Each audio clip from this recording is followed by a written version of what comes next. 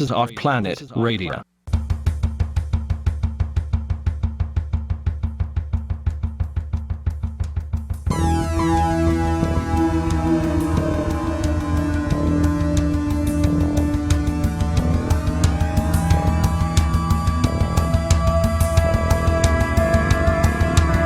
Welcome to another dimension, a dimension of insight, a dimension of understanding. You are entering the place where reality collides with truth. There are no limits, there are no boundaries. This is OffPlanet Radio.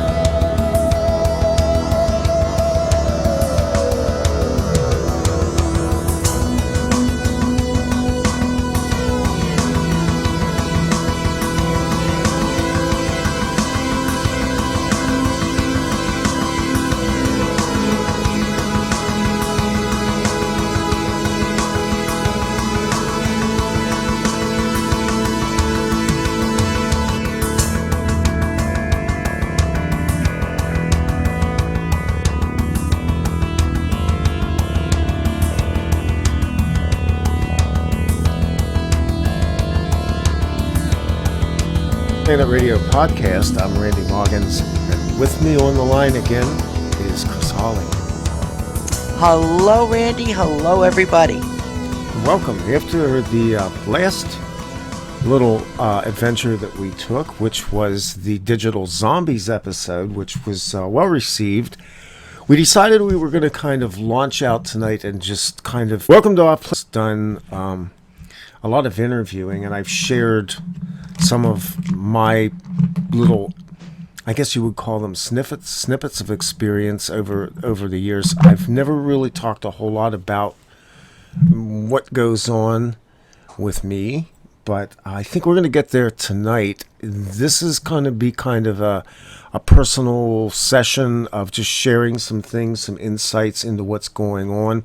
There's a lot going on right now, and I'll just point out by saying this. I had a very unusual conversation very early this morning with a gentleman over in Great Britain, and he will be appearing on the show in the near future, but he is actually somebody who has a great deal of intelligence information coming to him owing to the fact that he has connections to British intelligence, CIA, and NSA contacts.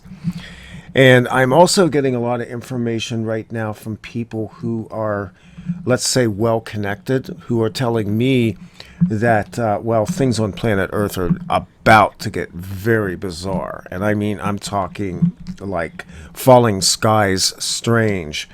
So, Chris, how are you doing? What's been going on with you over the last week since we spoke?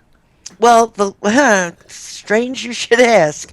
That's very interesting, everything you just said, Randy, and it might explain why maybe people like us, experiencers, are having some things going on in our lives that we can't, figure out what's going on. Like you say to yourself, what was that just happened to me? It might be that we are going into this time of extremes and change. And as you always say, the veil is thinning, and these, strange things are starting to really come through to everyone. And if you're sensitive to the unknown or open to it, or it picks you, I don't know, all of the above, you have these things happen. I had two things happen to me.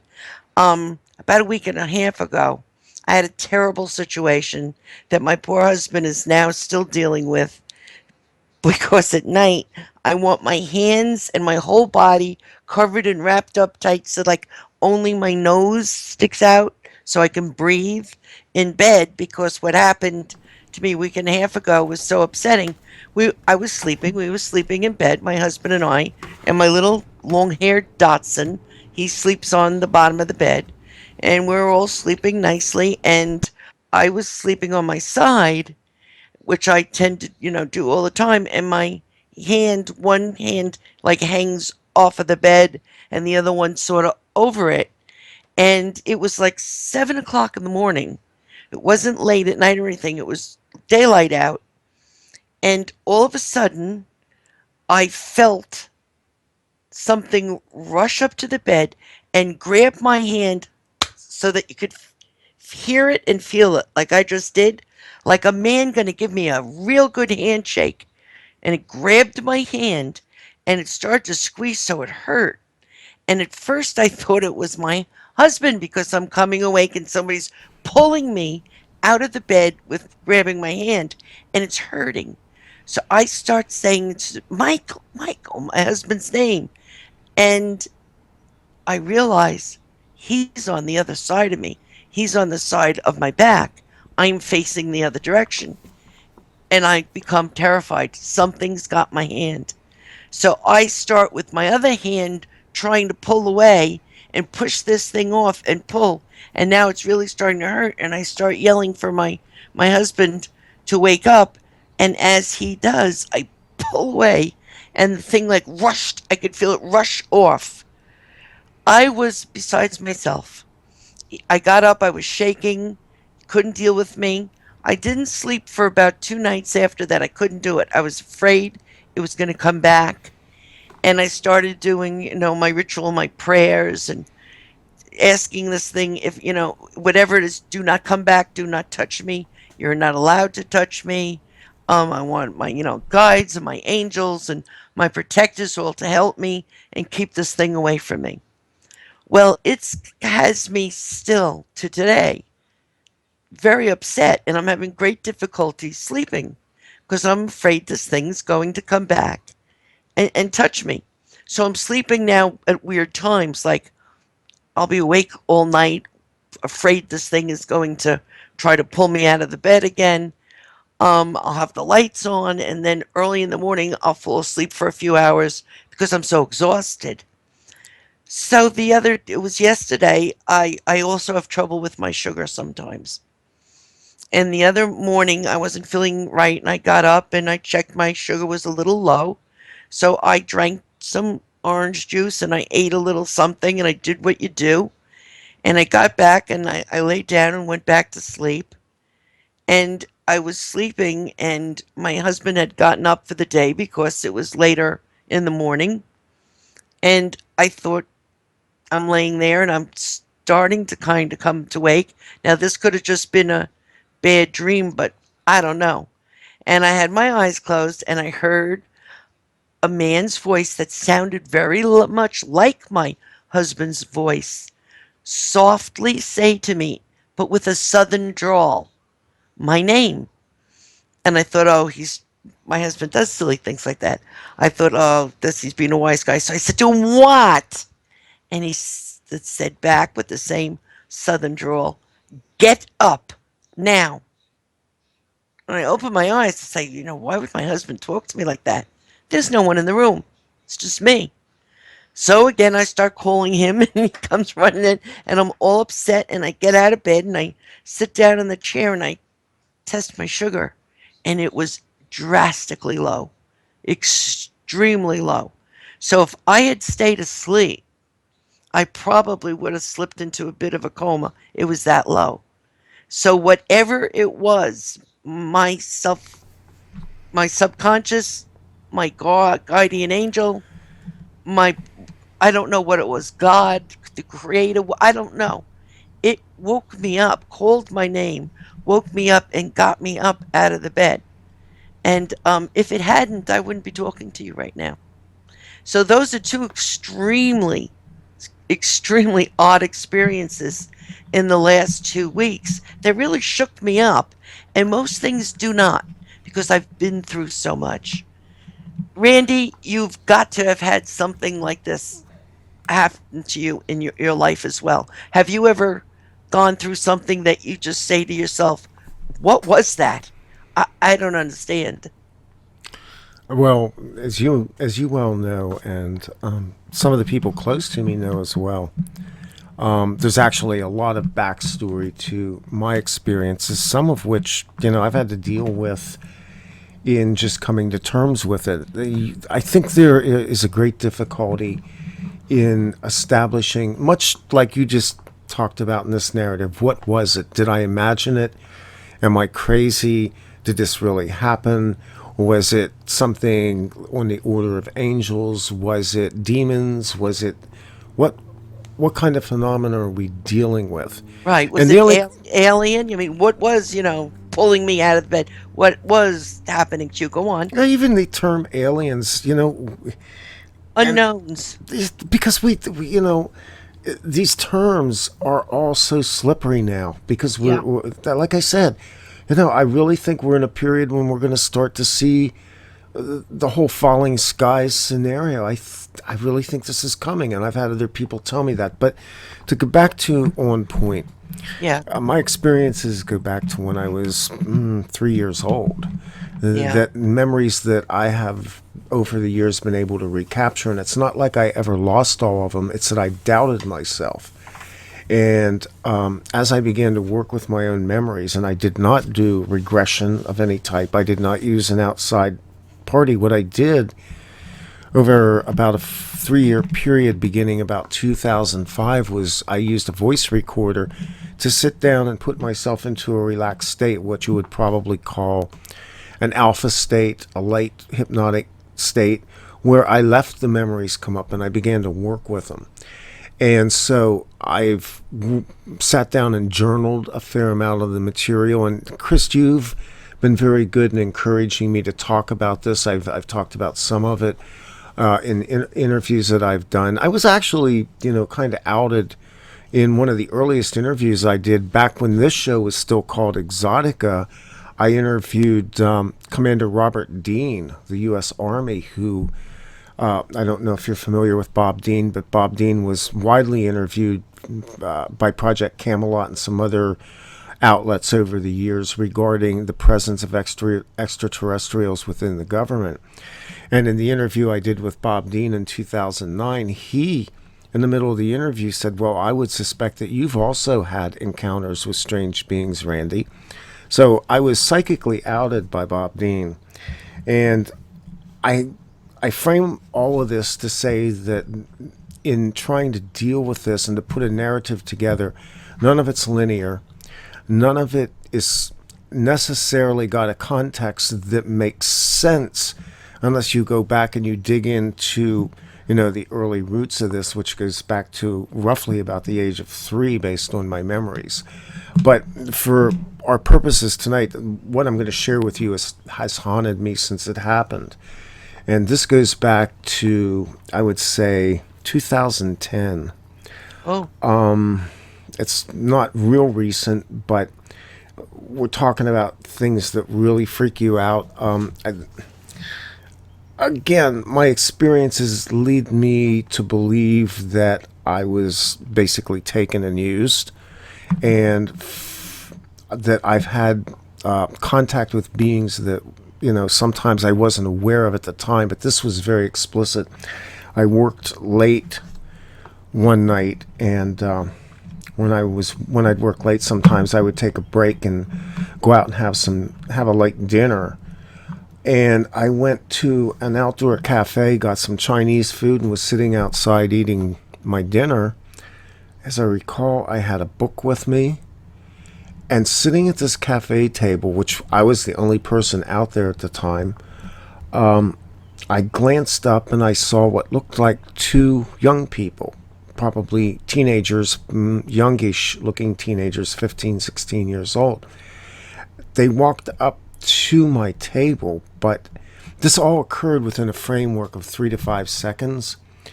The male, who was the taller of them, literally stopped and stooped over, and I heard, "Hello, how are you?"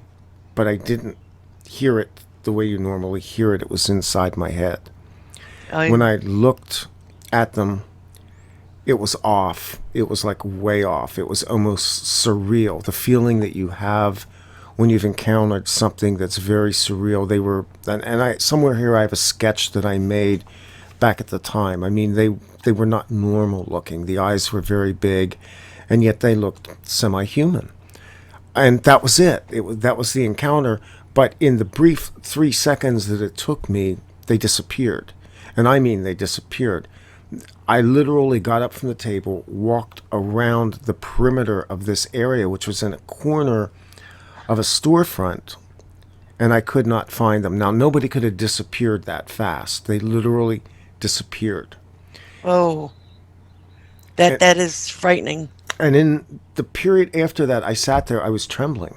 Now, this is broad daylight. And I sat down and quite honestly, I was like, what was that? And the imagery it's still stuck in my head. It still haunts me. And Because what it was a boy and a girl? it was a boy, it was a male and a female, yes. Describe what it exactly like what it looked like. They What were did they look like? white. They would be Caucasian. They would have been very slender, very symmetrical faces in terms of high cheekbones. The male had longish hair. The girl had longish hair. She had a widow's peak. His hair was kind of in the style of a surfer type haircut, but longish, blonde. As I recall, blue eyes, but the eyes were way off proportion for the face. And I mean, I can see them. These were very large-eyed creatures. No teenager in the United States speaks what was said to me. No. It would, And very rarely will they walk up to a stranger. no, they won't. Say anything to see, them. even that encounter in itself would be strange. But what was even stranger was this wasn't spoken. This Yeah. was inside my head. Right. And I have to tell you that I'm left with some unsettling conclusions about what that represents of who these two beings are. I don't think, first off, you can gauge ages real accurately with some of these beings based on my experiences.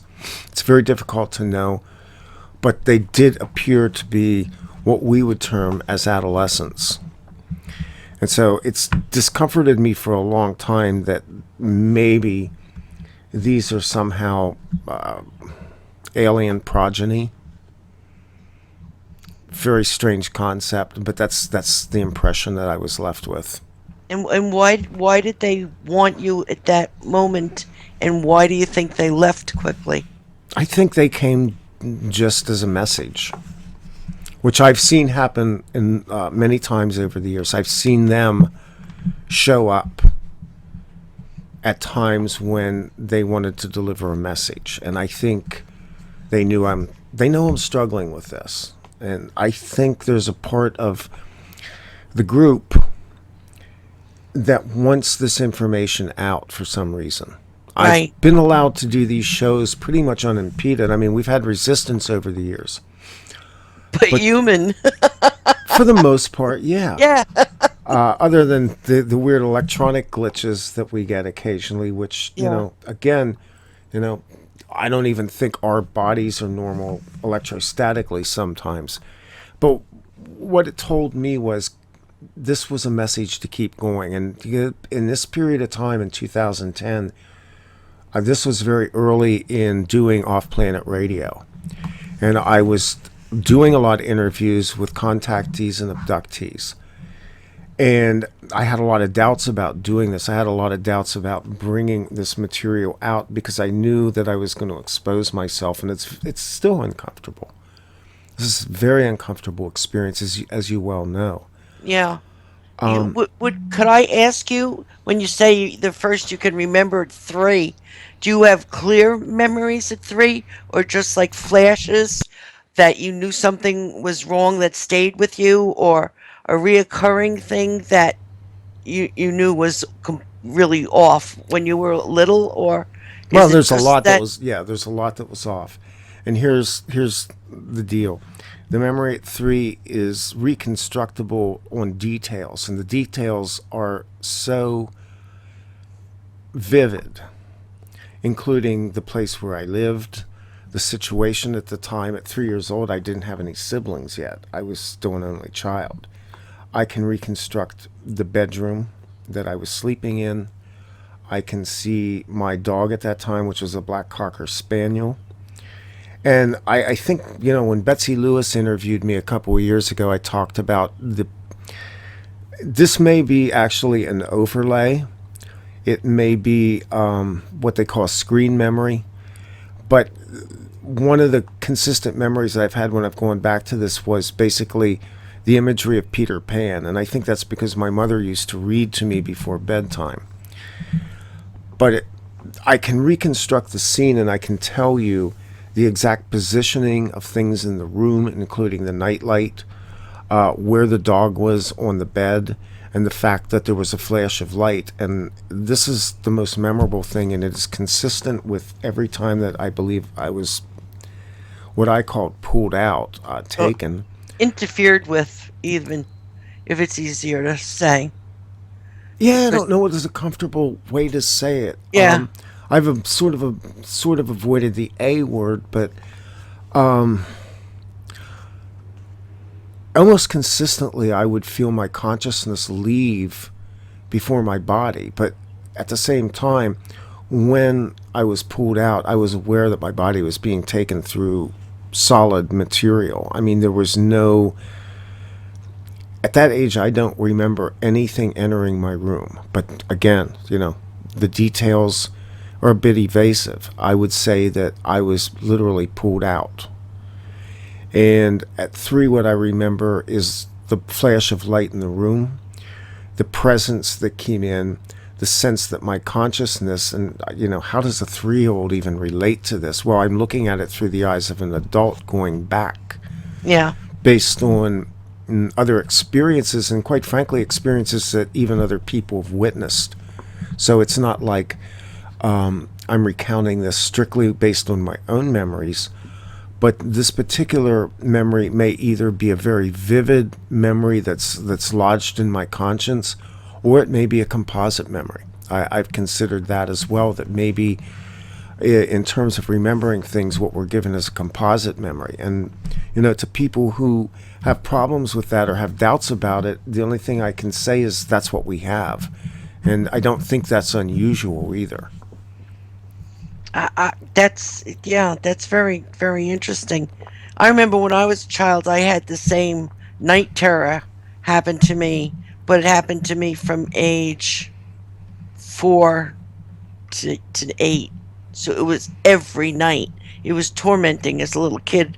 I would be exhausted in school because they would keep me awake at night and show me things in my room, flashes of things on the walls and things that were tormenting. And I would stay until I was able, and now if you're in another experiencer, you're going to understand this, able to break free and scream from my parents.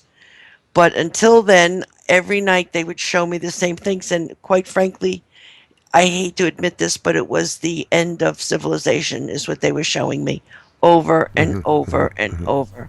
And and things that were going to happen to me in my life that did happen to me in my life.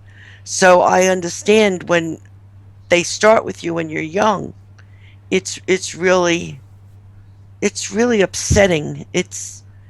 They take over a part of you that I just think they don't have a right to, but they do it. And another thing, I was thinking about you, Randy, the other day, and 2 other people that I know, and every one of them, well, their experiences that I'm referring to, have had terrible problems with their skeleton, and I know that you have also. Yeah. And I've been having trouble with my doctors because I've had medical issues just recently, and I've had a lot of body scans and X-rays of my whole body, my whole being, and they would get a little testy. I don't want to say nasty. I don't want to say, but they were nasty. My doctors, like, why didn't you tell us that you were in this terrible crash, or why didn't you tell us? And I, frankly, have no answer for this. I told you they found that I broke my back in 2 places, and my right shoulder had been broken and reset, and my left shoulder looks like it was, when you pull it out of its dislocated and put back more than once. And then I grew all kinds of arthritis and calcium deposits and things, nodules, where it was done because it wasn't reset well. And on my back, and I'm now suffering, from all of that. And I thought about it. You have also had terrible problems with your skeleton. and I know your spine and your neck and everything else. These other two people, well, actually three experiences that I have great respect for, are all going through the same thing. They are having all kinds of issues and they don't know why. Now, when somebody tells you you broke your back and you know damn well you haven't, not that you can remember in your life, you never stayed home from work because of it. You may have stayed home work because you were taken and were sick for a week and a half afterwards and had to stay home in bed. And possibly it was because you were quickly healing from whatever they did to you, but you never had a tremendous car accident or in a train wreck or anything like that that would produce that type of damage to your body. Now, the fact that each one of us have had that kind of damage that we now are trying to get fixed or hurt from or deal with, what do you think's going on with that? And do you think that could have started as children? And the reason this came to my mind is the one experiencer is one of the people, because I always tell people dogs and cat, I don't know about cats, but I know people had dogs with them when they were taken. And if they took the dogs too, the dogs were returned dead. The dogs had died. And the experiencer said to me, the one time she was told in her head that they were sorry, but animals just don't transport well. So that really alarmed me. I wonder if sometimes we didn't transport too well either. And if you're talking about a 3-year-old being removed through matter like that, it's very possible that was the start of your problems with your skeleton now that you're a grown adult and older. I'd What say, are you thinking of all that? I think, first off, you got to say, what kind of beings with this type of technology and the ability to do the things they do can't seem to even flip and put you back where you came from, and even with your clothing intact? I mean, what is up with that? Yeah, that is unusual.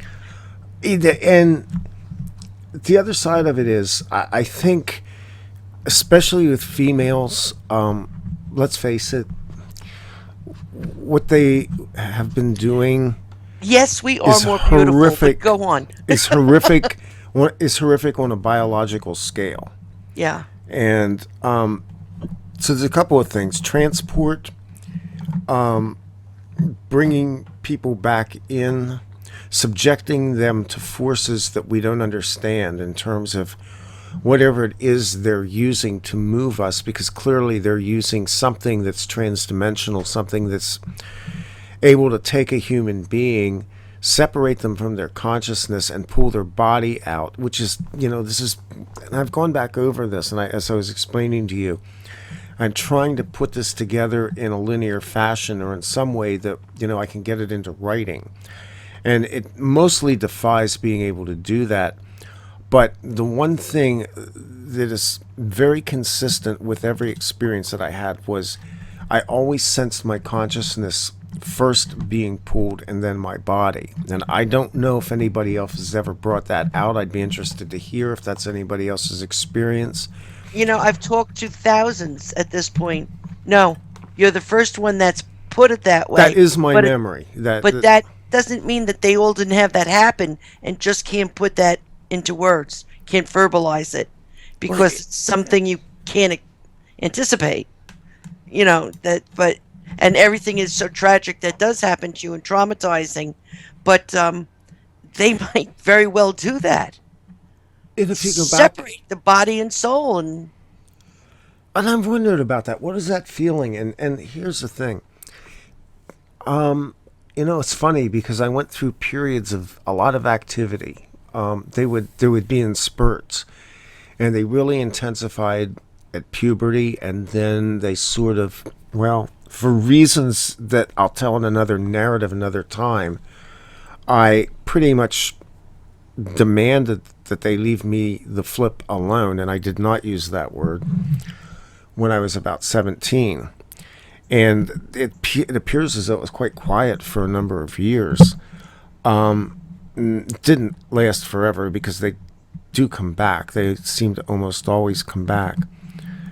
But my memories of that have always been consistent, that I've always had a sense that something was going to happen before it happened. Yep. And when it happens, it's very quick, but I always felt like I was pulled from my body, but my body was also being pulled. And again, if somebody out there who hears this has something that they can relate to that experience, I'd be interested in hearing it. Because in reconstructing all of this, I'm going on experiences that I remember. And much of it is not visual. Much of it has to do with experiences that are sensorial, but in a lot of cases occurred so fast that I really don't have a sense of visually what it even looked like. I would be in one place and I would be gone, and I would wind up somewhere else. And the missing time thing, the disorientation, winding up somewhere where I wasn't before. Yeah. People telling me that I was gone. Where did I go? What was I doing? Why was I late? Where the hell was I? Yep, getting in trouble for it. Where were you for the last 3 exactly. hours? Say, what are you talking about? It's 7:30. No, it's 10:30. I lived through all of that in my life. Were you ever ill afterwards? Yeah. Like throwing up, a fever, just out of sorts? And also, another experience, because, as I said, it's very hard to vocalize this to a person that never had any kind of experience or encounter with like this. But it's like if you have surgery and they knock you out, you don't really dream or know what, no. right? And then the next thing you know, you're coming to, and you're looking around, and you're like, "Where am I?" I'm in the, you're in the recovery room. It's very similar to that, not as heavy as that, but it's very similar to that. And the one thing that I think I got from everyone, including you, is each and every time you knew you were different now. After each thing, you were somehow Yeah. different, and you might not figure it out till you go down the path a little bit. I remember when I was a teen, it was right before the Regents, we had to take the Regents exam. I don't know if everybody else has that in their state. It's the state exams Yeah. right. And it was just a regular, I wasn't interested in school at the time. I went in and took the Regents exams, and I got 100 on my calculus, my algebra, my geometry, my science, and it was very unusual. And my parents were called down to school, and I kind of like wishy treating what happened, and then they started giving me a math test with me sitting with my parents, and I was lightning speed. They would just get it out of their mouth, and I'd give them the answer. I never had that ability before. So that was given to me, and I didn't even realize it until I was called on to use it. So you find out as you go along in life that you're changed. And for you, it may be that you were driven towards your ability, you're very verbal, you're very Well, and intelligent. that is, in fact, what happened. Right. Here's a weird one. I read Latin at 5 years old. Yeah, that's a very weird one. I never read Latin before. I have the ability to sight read certain things. I could sight spell. I was a state level spelling champion. You're a very quick learner. I had the ability to memorize things instantly. And let me guess, you read very fast.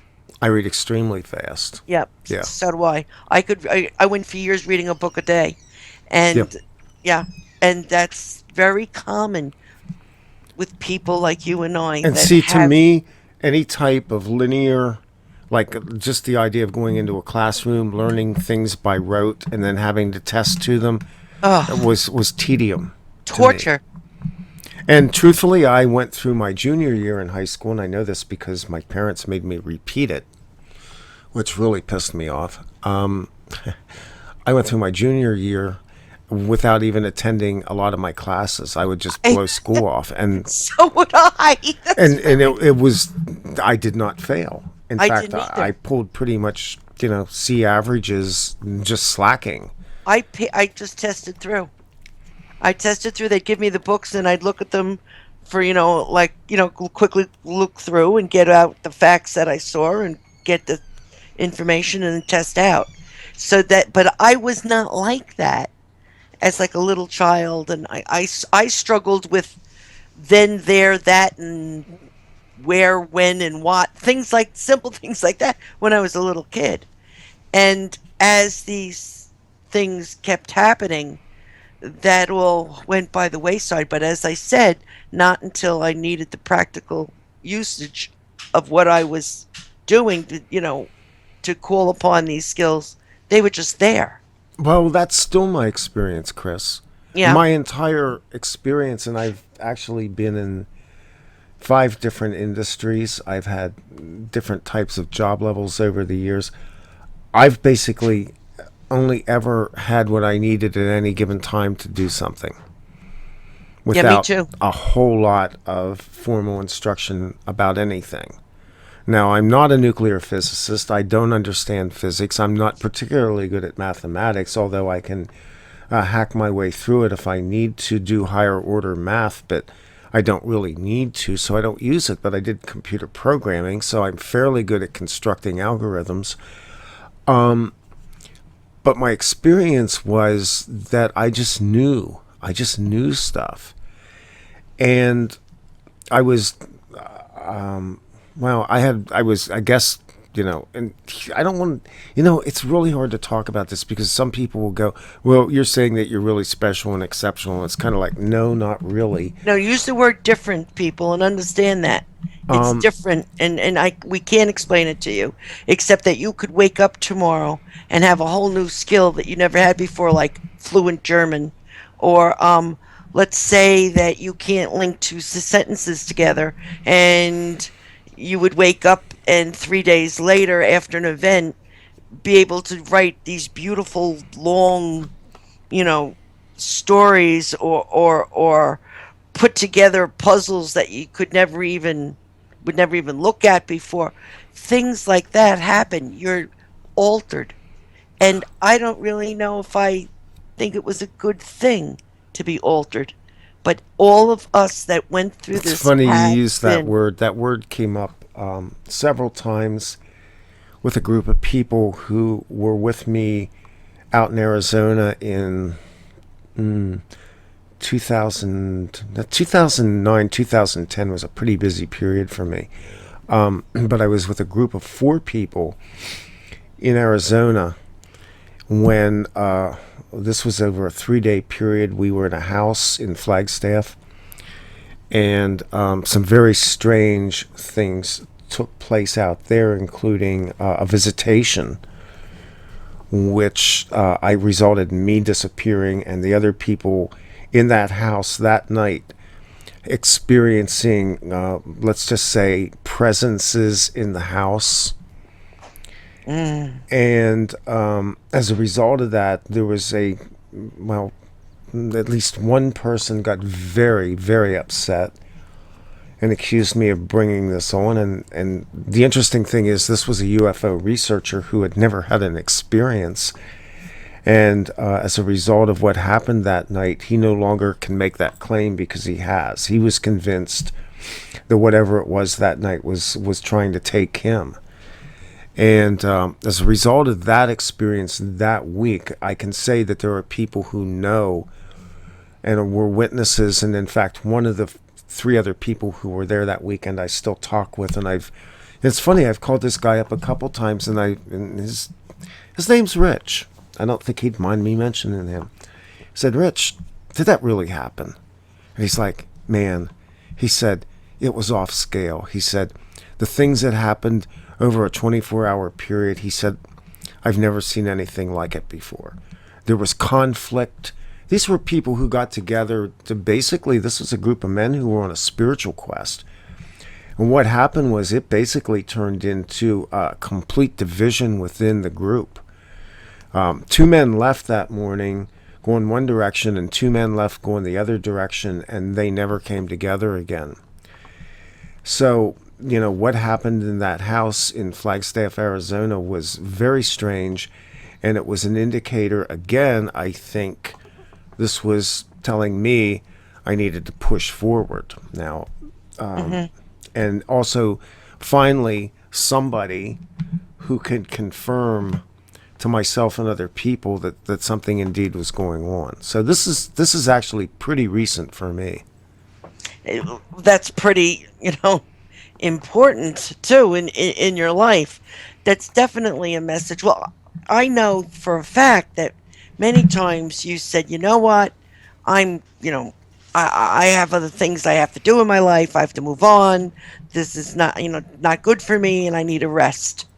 And you take the rest, and before you know it, you're back. Yeah. And then you and I were working together, and we were both going together and working away, and we both mysteriously got physically ill at the same exact time, Yeah. and had some bad things happening in our in our personal lives too, where we couldn't do this anymore. It was like we were pulled out of it, and we just said, "All right, it's time. I've seen We're going this. to take a break." I've seen this happen more than once, Right. where there is division and strife, and usually either in the background or even directly, the group, the entities, whatever you want to call them, are somehow involved. They seem to be able to orchestrate certain situations to control what's going on, which can include dividing people and bringing people together.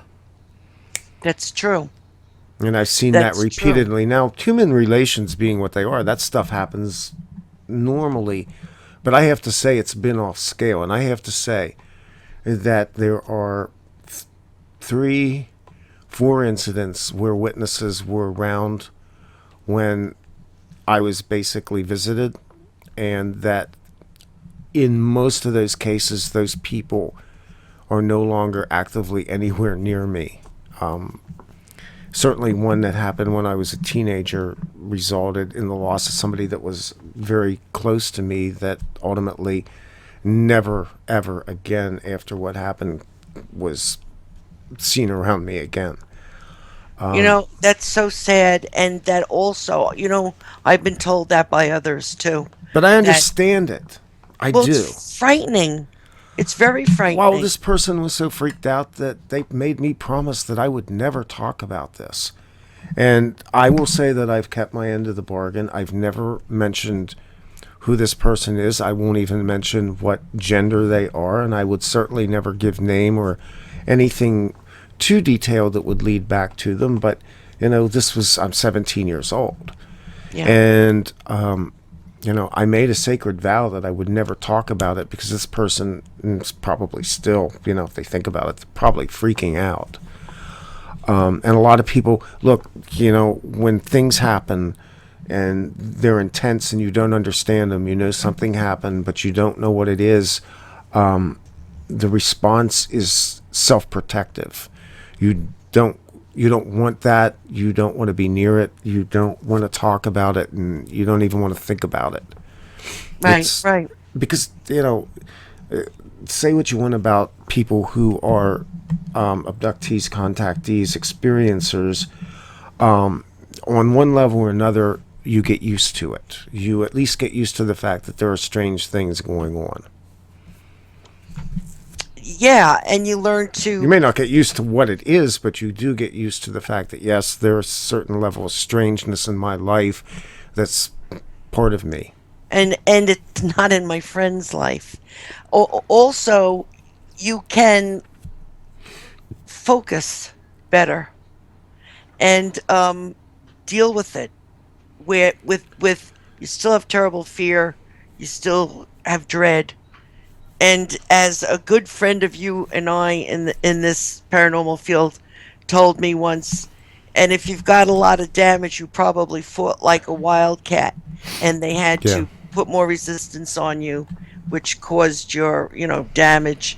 Maybe you fought the whole process of being, taken or lifted or whatever, and that's how we got hurt.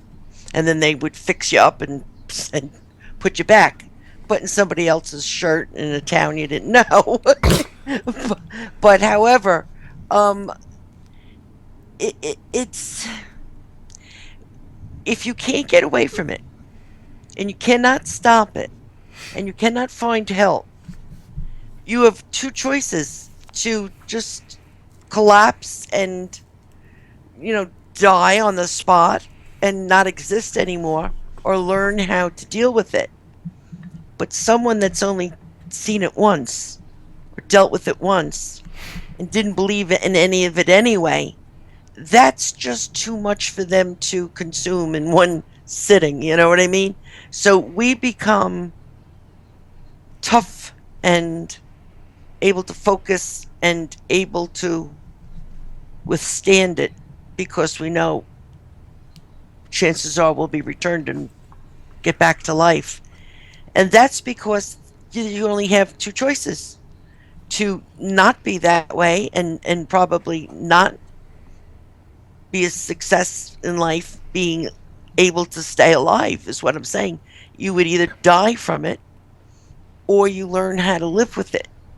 So the experiences become, as I'll say again, and people can get mad all they want, you become different.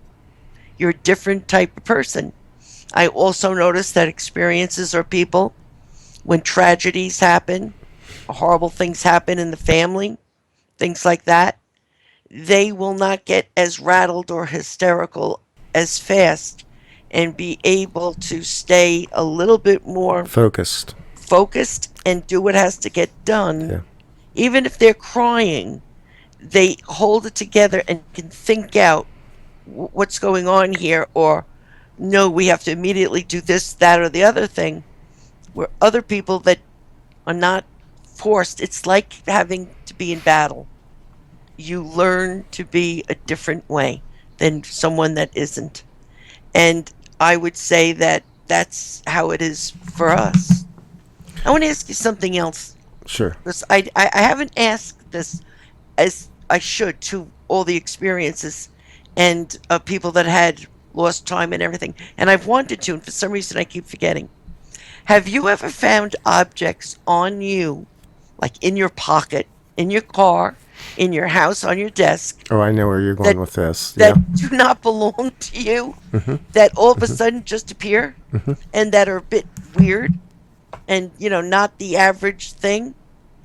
I have had that my entire life. And what you said brought it up is I have a sister, and this one sister is married, and he felt that I was like so odd and had so every time I left the house something weird happened to me, or something weird was going on at my house, or what, that he didn't want her to spend too much time with me. And that's hard when it's your sister. Yeah. But he did feel this way, and they would just consider me like, crazy or off, and what was, and poor me, I'm the one going through all this and not getting any support. But the thing that I was with her one day and we were shopping, and I had this little pocketbook, and all of a sudden I went in it to get something. There was this big thing in there, and I pulled out this pick, a pick, but it was the size, it was about a foot long. It was this big giant pick with a really weird handle. You mean like a hair pick? Yes. Okay. But it was enormous. And I said, "What the hell is this?" I said, "Did you put this in my pocketbook?" No, I didn't. None of us saw it before. I wasn't yet in a store for somebody to slip it in my pocketbook. And you couldn't possibly ever use it on a human head. It was all out of proportion. So I held it for a few seconds and I said, "This has got to go." And I walked over to the closest dumpster. We were at the shopping place, threw it in the dumpster, and that was the end of it. But that type of thing went on over and over and over. A strange box on my desk, a dish I've never seen before on my hutch, a music box that I've never ever owned before, all of a sudden, on the dining room table, all kinds of things in my pocketbook, in with my hair things and perfume, stuff I couldn't recognize. This has gone on since I've been a little kid to this day. Maybe a year ago was the last time we found something, and we took and drove out of the house at night down into town and threw it in the water. because we don't know who's putting them there, why they're giving them to me, and I don't want them. Now, do you have things like that? Not quite as many as you've had, but there's two that are memorable. One was a box that I could not open. It, Oh, damn, was it black? yeah, it was. Yep, had one too. And another one was a glowing. I want to say it was a device, but I can't prove that because it glowed intermittently and it showed up. This was when I was a kid. It showed up, and I was convinced that I got it out of a bubblegum machine, but you couldn't have gotten it out of a bubblegum machine. It was about 3 inches long and about 3/4 of an inch wide. So it wouldn't fit I'll through tell you what it looked like in today's terms, because this would have been the 1960s. It looks like a USB jump drive, except that it glowed intermittently, and then it was gone. I don't remember ever seeing it again. And I had things disappear, by the way, and show up in other places they should have never been. Yes, yeah. Yeah. I have to start asking the other people if they have these You know, things. and people will say, well, you're probably absent-minded, and to some degree that's true, but I actually have an incredible memory for where I keep things. I don't lose keys. I don't lose wallets. Most of the stuff that's basic to my life, I know where it's at every second. I just have that type of mind organization. So when things are out of place, I notice them. And objects out of place, interestingly enough, are really part of the whole allure of this paranormal thing. It was, well, people who have studied this, and there's been a number of them that I've read books over the years, have commented that strange objects out of place, and objects that show up and disappear are pretty much hallmarks of the paranormal. Yeah. Well, we have a thing here in this family and have for 40 years.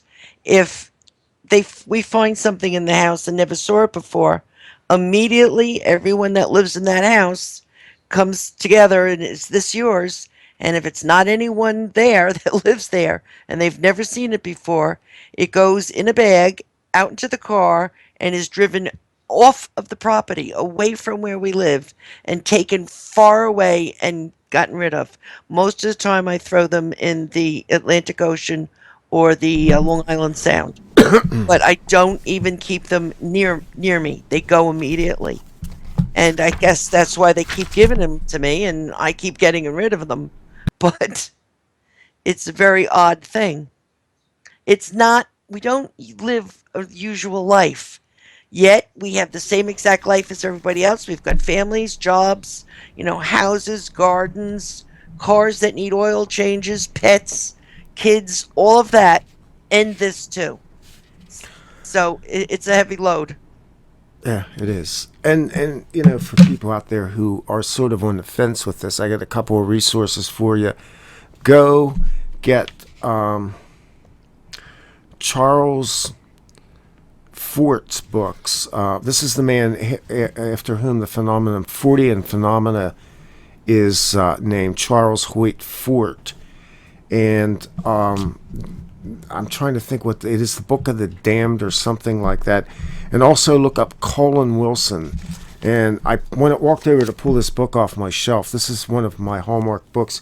It's called The Occult, written by Colin Wilson, who was a late British author, prolific writer who wrote from the 1950s.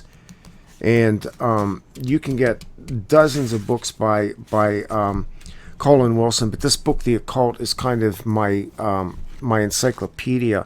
And a lot of this phenomena is recurrent in the lore, as I've come to understand. Because, see, I didn't read and research a lot of this stuff until recent years. I was sort of... Charles Fort I knew about vaguely, but only in the last 5 or 6 years since I've been doing this show, have I really dug into some of the phenomena related to specifically paranormal and occult activities. I sort of have avoided it most of my life, mainly because I was raised as an evangelical Christian and told that this was all satanic, which is like boy, there's a show we'll do sometime. Yeah. So, out of place objects, objects that appear, disappear, these are all hallmarks of the paranormal, and they're part of all this phenomena, whether you call it angelic, demonic, ETs. It's There's a common thread that runs through all of it, and it's like I said to you, Chris.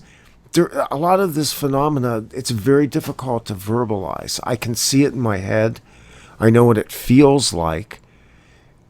But when you sit down and you try to write it, when you try to make it linear, it to me, and I will say that you have, over the years of doing the Endless Journey blogspot, you have done an incredible job of chronicling a lot of things that I think are very difficult to get into print. Well, thank you. I try. And, I want to tell you something because you and I are friends and we do this. And as I said last summer, I don't even remember when it was. Was it last summer or was it long? We had both had a terrible spell in life. Yeah. We were physically too ill. And now that I think about it, I think we were put together and then for some reason, and they knew we wouldn't fight because we wouldn't. We just wouldn't fight with each other.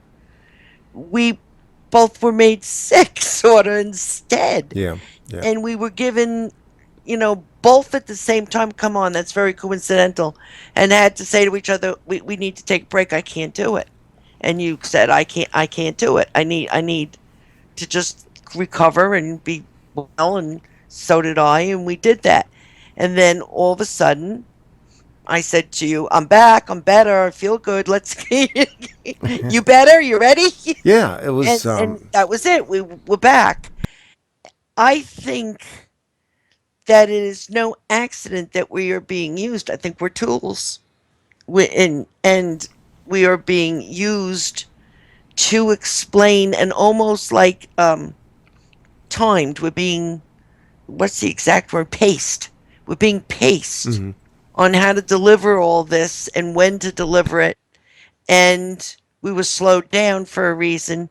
And now we're being allowed or pushed is the better term. Well, look at that period. We came out of the end of 2012 and kind of ran pretty hard in 2013 until the end of, I'm trying to get my times, 2013, because the last show that I did before I got so ill was actually the 50th anniversary JFK special.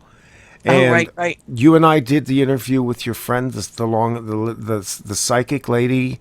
Yeah. And I was sick that night. That was actually formally the last show that I did for almost 6 months. And I know you picked up on it that night, as did she. And, everything fell apart at that point. Yeah. And then I was right behind you. I got then just terribly ill. And I spent the following year like I could care less about anything. I had my friend and my sister and whoever helping me with my blog, and I would tell them things and they would try to write, but they did a good job. Even my brother wrote an article for me. But then I said, I'm going to retire. I don't want to do this anymore. I know I've told you that. I'm just quitting. I've had enough. And then I'd say, but I have to write this one last article. And then it would lead to another article. And, oh, yeah, I want to talk about this too. And then 6 months later, I'd say, okay, I'm done now. And after I finish this, it's over. Until I have 15 more articles that are pushed into my head that I feel compulsive pushing. That's not the right word. That's close. That's good. Yeah, just pushed to do it. So I figure, okay, I'll get this one out, and then that'll be it. And what I'm trying to say is, my writing all these things is not really, I think, my own idea. And some of my opinions, I think, are not mine either. They are being given to me to put out there for people to consider. And then we also get paced. And that's when I think I don't know why that is. I don't know why. I don't know why you and I are friends. I don't know why we have found other people that we have connected very well with in the paranormal, and then both know immediately when someone is just a fraud, a fake, or a fool, and stay away from that. We have all been put together to do this for a reason, and maybe it's just to counterbalance and hopefully keep some truth in it so that when the sky does fall, there are people that are a bit aware and not just totally blindsided. It could just be a balance where the balance. I don't know. What I'm about to say, I'm going to try to be careful about how I say this, but my sense is that we're almost kind of, well, we're forerunners in the sense that humanity has to be awakened at this point. And you said it earlier, and when you said it, I got goosebumps. You said somehow or another, a lot of the information that you got had to do with the end of the world, the age, time. Basically, life as we know it cannot continue to go on the way it has. Well, that was exactly my sense from those very early experiences, and I can tell you one of the downloads that I received from them goes back to when I was probably about 9 or 10 years old, and I was basically, oh God, this is going to sound, I'm not going to edit myself. I was basically told that humanity would go through a great change and that it would occur in stages. They never gave me a time. They never gave me any sense that it would happen 5 years, 10 years, 20 years. I always kind of expected it to happen sometime in the 80s, to be honest with you. I looked at the harmonic convergence that I think was in 1989, and I thought, well, this is as good a candidate as any. And then obviously the 2012 thing. But what they said to me that was very cryptic was, you will see these things in the days, you will not see these things until the end of the days of your fathers. And they said it exactly like that. And that's exactly what I remember, that the end of the days of your fathers. Well, now, most of us only have one father. There are some exceptions to that, but let's see. My father passed away in 2011. Mine did 20 years ago. And I have the sense that that's more or less what they were telling me. In other words, a generation Right. would pass. And our mothers, too. Yeah. I think that yeah. whole generation. The World War II guys, and they are just about at their end. They're all, in their 80s, basically? Yeah. Yeah. That generation is just about gone. And I think that's very interesting because I'm in the middle. It's half written, writing an article now about we were wrong. 2012 is when it started, and we just got it wrong because the Earth didn't destruct in one day. And Chris, everybody looked for something physical to happen. Yeah. What was really happening, and I still think this has something to do with why we went through all that weirdness and illness, and it's not lost on me that we were going through these changes, but the changes are largely in the realm of another dimension above this. You know, the old saying, as above, so below. Well, changes begin in the upper realms of consciousness, of what you would call the spiritual realms. So in a sense, the sense that I have is that we actually have kind of been clicking through the changes that have gone on in our generation. I mean, we're both, relatively close to this baby boom generation. Right. I'm a baby. Yeah. Post World War II. And look what happened at post World War II. I mean, the war ends in 1945? And in 1947, we have Roswell, the National Security Act. All kinds of historic things begin to happen. The country changes. The landscape of nations begins to change. The landscape of human consciousness was already being remapped at that time. And look at the conflicts of the 1960s. the wars that went on, the so-called generation gap, everything that occurred there, it was almost like somebody took a knife and divided the generations. And it hasn't really stopped. And then it also started to, in my thinking, then instead of slow down and go back to a more normal pace, it started to speed up and get more bizarre. Yeah. And now we live on a planet that I'm quite frankly ashamed of. The out of balance of wealth and uh, and I can't find the right words. I'm so like into this right now. The difference between those that have everything and abundance, that's the word I want, and also the starving and the ill and the dying and the war. It's so out of balance that I don't know if it could ever be reset, because I don't think it's going to be. I think No, this is this is going what to right snowball ahead. That's what I'm writing about. 2012. That was they were telling us right there, and what you just said makes such sense. That was the end of our fathers' generations. those words. There Right are there. very few things that I remember that chill me. Those words have stuck with me for a long time, and they're probably recorded in one of my journals And somewhere. now, if you think about, look at the weather. The weather is not anything that any of us have ever lived through on this planet before. We don't know weather like this. Again, it's June. It's almost what, the middle of June. I'm sitting here with a blankie on, all the windows shut. It's freezing outside. It's blowing like, I don't know, a winter storm. The trees are bent over from the rain, the wind is blowing the trees. They're actually bending over. We have a terrible rainstorm coming that you just had this afternoon. There's terrible tornadoes, flooding, drought, earthquakes. There's heat waves that are killing people.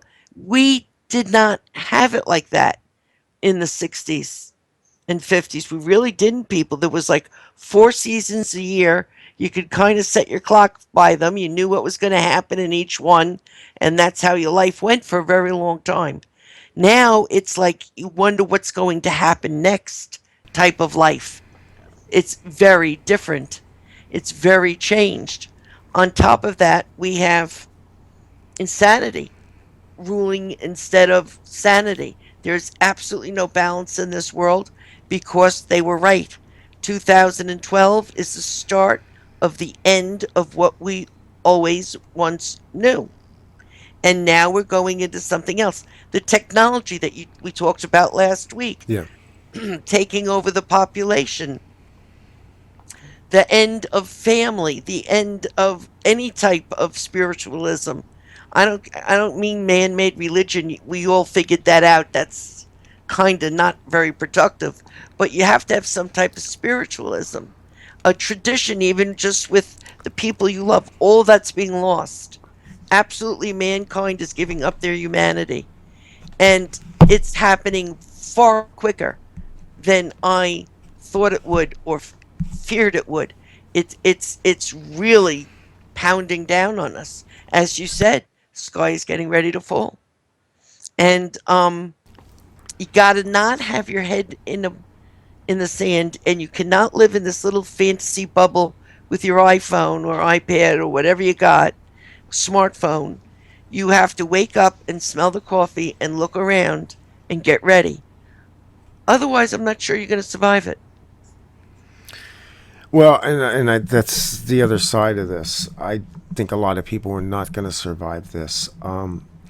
It's quite horrible to say, but I think we have a mass death scenario ahead of us on this planet. And this, by the way, can all be averted. But one of my understandings was, and this is pretty common, I will say a vision that's been given to a lot of contactees, abductees, experiencers, is that they saw coastal changes, they saw devastation, they saw mass extinction events occurring, and this was in even when I was younger, and I can go back and I kept journals from the time I was 12 years old. I can go back through my journals and document what I was thinking then, and it was apocalyptic. No, we're talking the 1960s and 1970s. Was there something in the air at that point? Was I absorbing something? I don't know. I just know that I don't think most kids think about that kind of stuff a lot. No, not at all. And as I told you, I was a little kid, I was just shown it over and over and Yeah, over. yeah. And I saw it play out. And as I said, along my lifetime, it's exactly how it played out. And which means that the ending, unfortunately, might play out too. And that's very sad. But it could all be prevented. But we are giving up. We have been tested. We have been tormented, and we have been given free will and free choice, and we have given it back and said, no, control me. I like that better. And that's willingly been then taken on, and that is what's happening to us. And I don't know by what or who or why, but the human experience, I don't think it worked out. We haven't been here that long. We haven't done that well, and we're doing worse and worse by the day. So I don't know if this species is going to be ongoing in the cosmos. I don't know if, you know, in 100,000 years, any of us are going to be here because we're doing such a bad job. And we also are very, very, very stubborn. We lost our curiosity and we refuse to visit reality. And the reality is everything's changing, everything's different. There's all kinds of things going on right in front of everybody that nobody sees. And this is to our end. This is going to lead us to our end. You can't make believe it's fine when it's not. I think the nature of what we call reality is such that, well, look, Chris, how many times have you or I looked in the sky and very clearly seen the ships that are out there? Hmm. You know, we've seen between the cracks of reality and seen the beings that lurk on this planet, whether they're the extraterrestrials, the shadow people, the creatures that dwell on the edges of your vision when you just happen to glance real quickly. There is co-parallel realities existing. Most people have been entrained, and the reason they've been entrained from this is because they removed themselves from the natural world. They gave themselves over to technology, beginning with television specifically. Right. Their vision has been entrained to always look forward when in fact your greatest vision, and I wrote a blog article on this a couple years ago, your greatest vision is your peripheral vision because that's the closest to the third eye. You actually literally have cells at the corners of your eyes that act as a retinal conducting system into the pineal gland, hence into the third eye system. And this is something that humanity has either never developed or has lost completely. And I say all that to say this. Consciousness is difficult to define. It is unique to each human being. The experiences that we have as individuals, while we share them with some, others will never understand what we're talking about. For people who hear these shows and want to mock it and laugh, that's fine. You do so at your own peril. But it takes courage to do. It's taken a lot out of me to do this show tonight. And I got to say that I'm kind of happy to do it and relieved to do it. But it's not easy. I And know. there's a reason for it. And the reason is because right now we are at a very dangerous point. I do not see this economy going into the fall unless something very substantial occurs. And most people are not going to survive an economic collapse because, frankly, they're too tied up in the system. They're too tied up with the system there too. The whole society was led down a materialism road that just about choked them on their material goods. I worked my whole life and I watched my friends and they would buy these mini mansions and have brand new cars and their kids all had phones and they all had these enormous bills and every new item that was out there they would buy and brand new furniture all the time and built-in pools and taxes and I never lived that way. And my because of what I saw as a child, I did it completely the opposite. I did it like an old pilgrim or something. My thing was you pay off your house so that you have no debt. You own your property, and then you take and own everything else so that you don't smother when it collapses. I Yes. never had any doubt that it was going to collapse.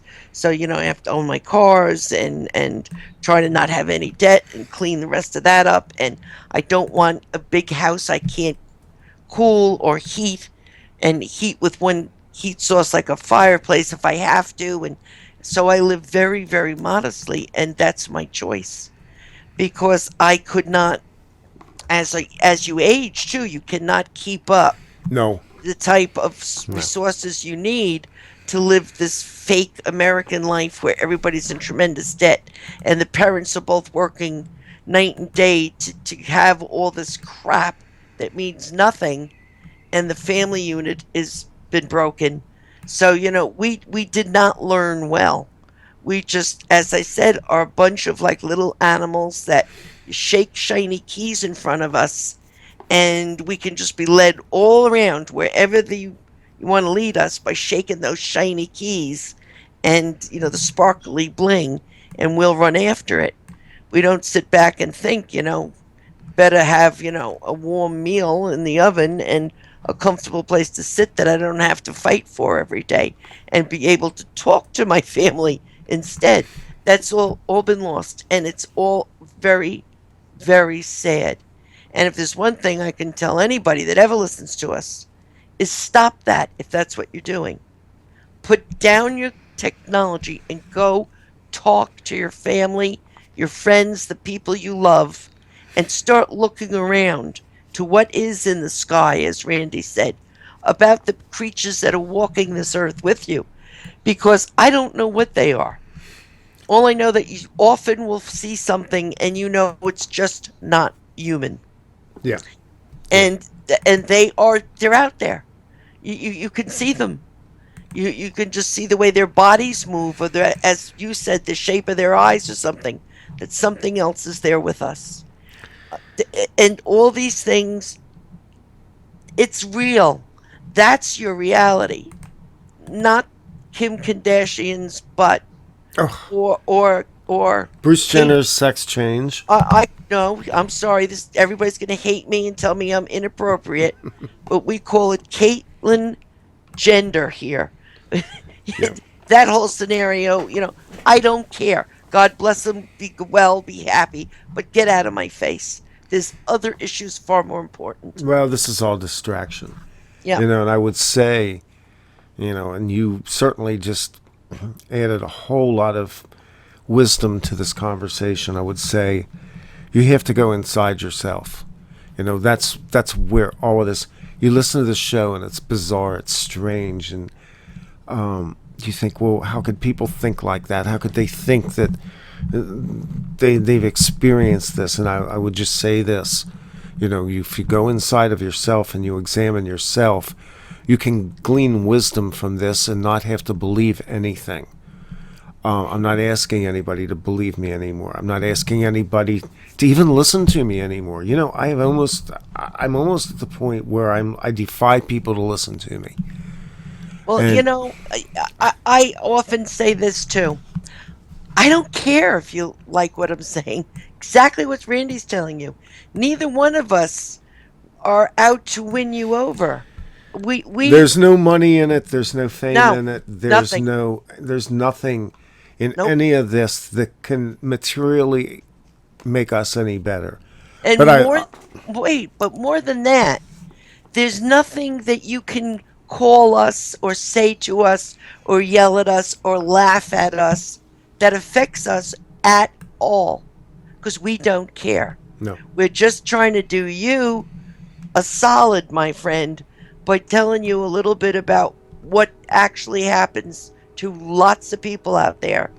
And when you have knowledge, you have a weapon to deal with life.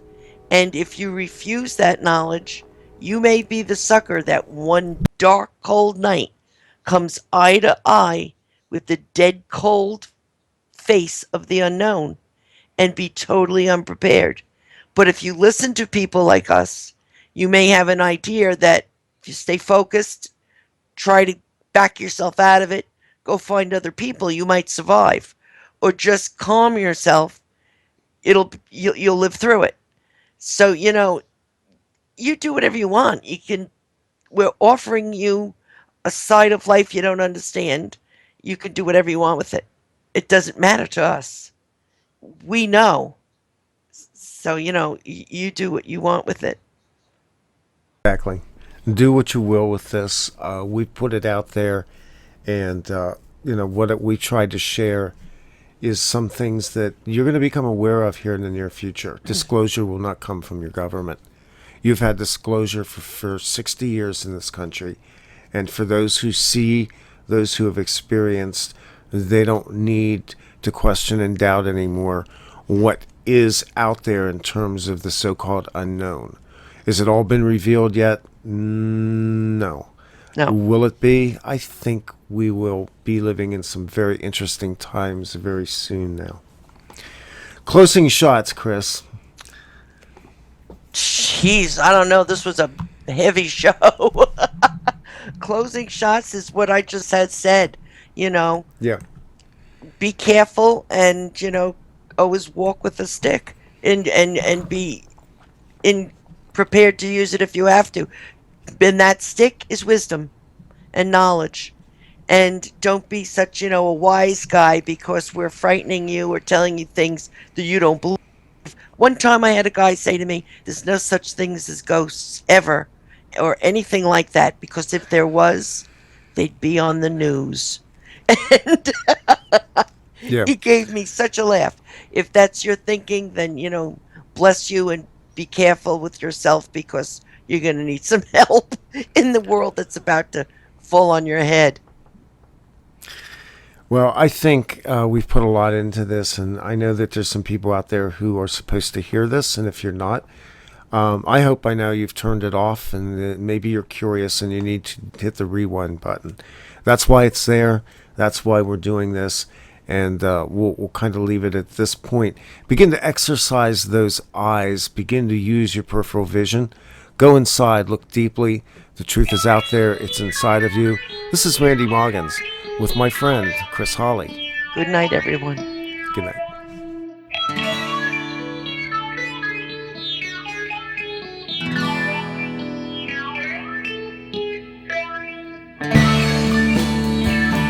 You are listening to OffPlanet Radio at offplanetradio.net and offplanetradio.com.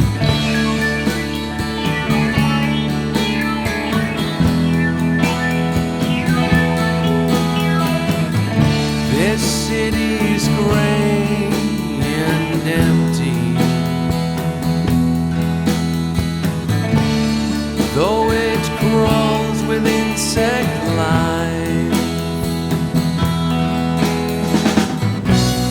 Dull-eyed, gray-shelled creatures blindly grope their way towards the light. The light.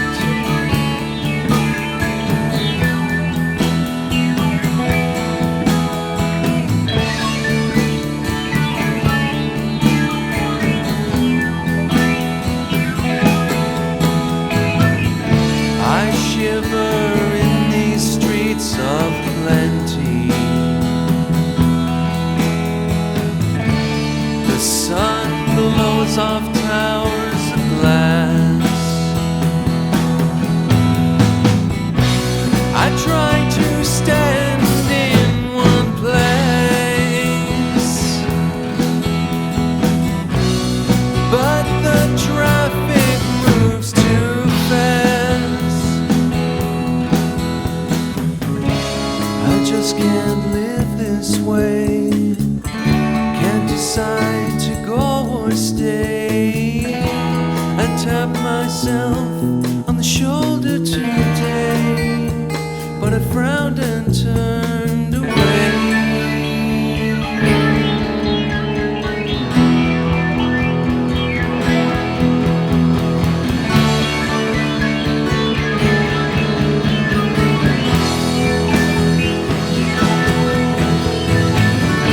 Some people dream of palm tree islands.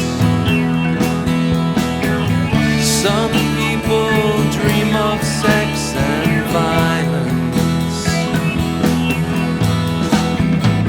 Some want to possess all they see.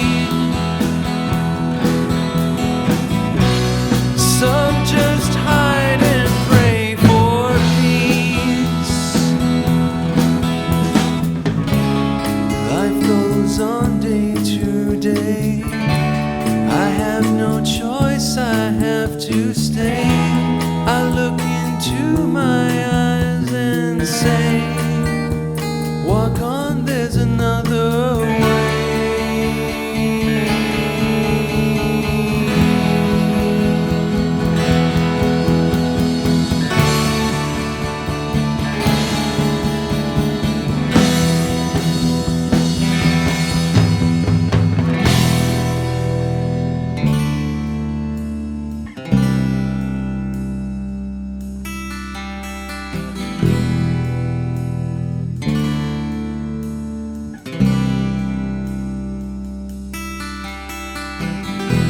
We're choking on fumes, blinded by light. We're choking on fumes, blinded by light. We're choking on fumes, blinded by light. We're choking on fumes, blinded by light.